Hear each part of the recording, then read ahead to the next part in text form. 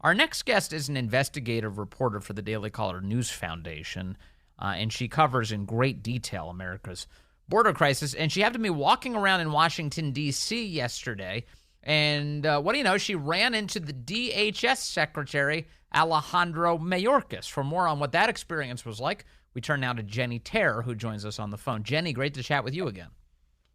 Thank you for having me, Ben. So, Jennie, set this up for us. So what was going on yesterday that led you to be on the same sidewalk as Alejandro Mayorkas?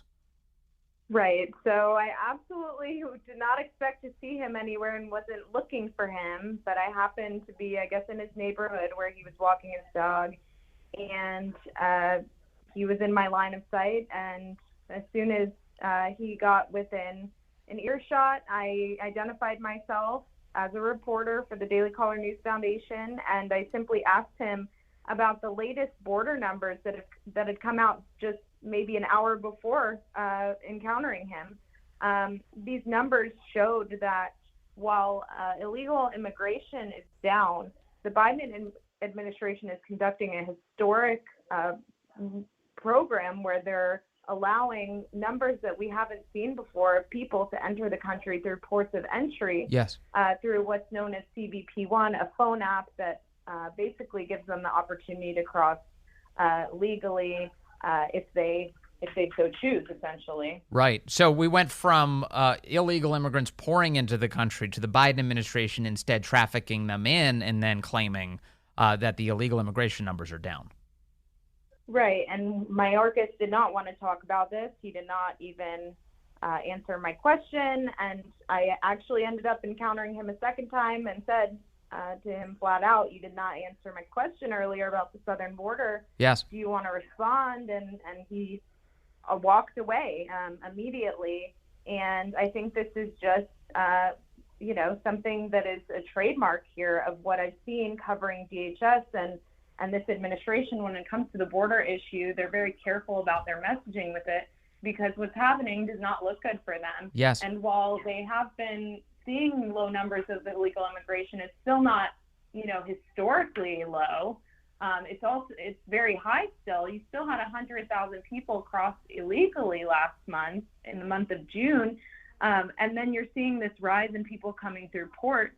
The other element of the issue with this program the Biden administration is using to bring people through is that they say that the program is meant to allow people to come without the fear of encountering any danger along the journey or enriching the cartels. However, the only way to actually access the app is by being present in central or northern Mexico.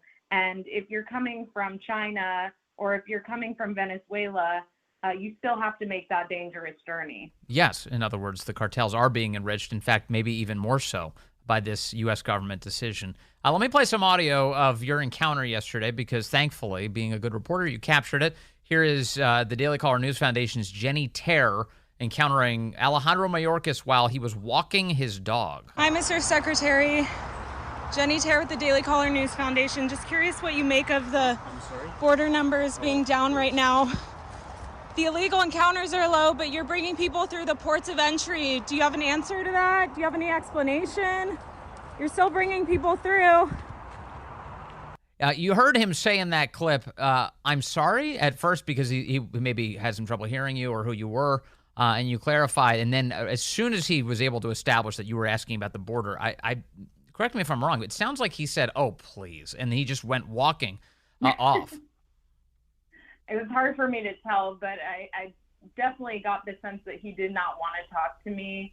And this is not the first time I've encountered that from a Biden administration cabinet member. As you probably remember, I had encountered Secretary of Transportation Pete Buttigieg actually during his debacle with East Palestine, and got a similar, if not maybe more upset reaction from him.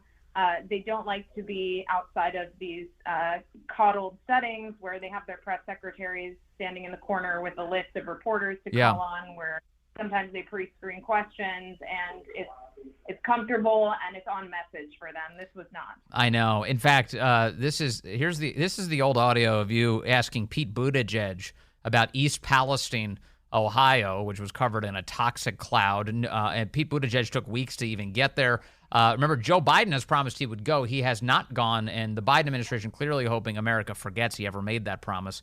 Here's what it sounded like when you spoke to Pete Buttigieg. Secretary, what do you have to say? Hi, how are you? Good. Jennie Taer at the Daily Caller News Foundation. What do you have to say to the folks in Ohio, East Palestine, who are suffering right now?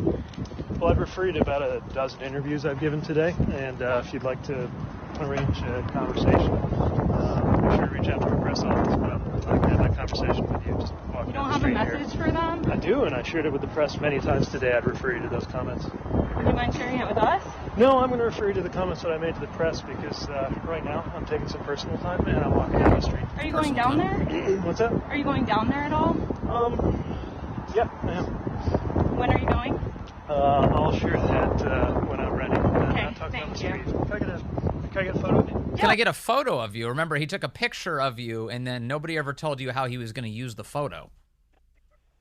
Yeah, absolutely. And we have had a Freedom of Information Act request for information about that photo and the communications related to that encounter, and we have not received anything. The department continues to tell us that they're going to update us with information, and we have yet to receive any clarity on that situation as well. So they definitely, again, it's showcasing what the messaging is looking like when a press secretary is not around. So, Jenny, just to be clear, nobody is tipping you off to where these cabinet officials are. You just happen to have the same walking pattern as all of them? I guess so. I'm not. And just to vindicate myself, I'm currently on crutches, so I wasn't really intending to go very far or chase anyone down. And as you can see, I let him go yesterday. Wait, so when you saw Mayorkas yesterday, you were on crutches asking questions, and even then he regarded you with contempt and he blew you off, a poor, struggling, crippled woman? Oh, I have no idea. Maybe I really threw him off or something.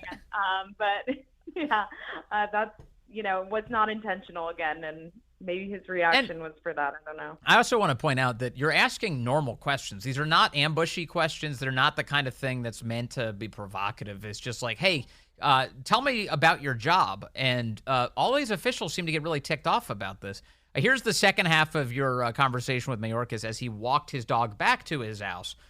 Jennie Taer and Alejandro Mayorkas. Secretary, I asked you a question earlier about the southern border and you refused to answer. Remember, she's on crutches as she's doing this. Sir, are you sure you don't have anything to say?